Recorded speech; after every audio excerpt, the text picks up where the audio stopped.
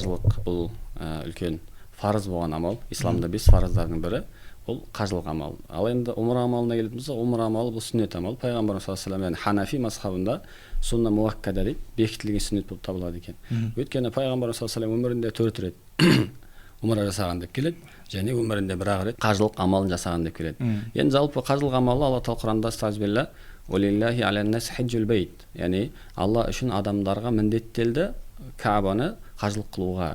Бірақ мән истата илейхи сабила, кімде кімге шамасы жеткен болса дейді. Яғни кімнің шамасы жетіп, жағдайы болып, ақшасы болып, және де жолдың амандығы болып, осы нәрселер болатын болса, онда оған қажылық фарз болады. Демек, қажылық амал фарз амал, және оның машақаты да үлкен. Өйткені әл-хаджу машаққа дейді. Өйткені қажылық деген машақаттан тұрады дейді. Демек, қажылықтың сыйы не екен? Жәннат. Қажылық демек үкімі фарз болды. Ал енді умра амалы не болды? Сүннет амалы болды. Сондықтан қажылық амалы фарз амал болғанда өте үлкен және өте маңызды амалдардың бірі. Және де мұсылман адам қажылық амалына барып келсе, пайғамбарымыз сүйіншілеген екен. Әл-хаджул мәбрур, қабыл болған қажылықтың сыйы дейді, тек қана жәннат деп келеді.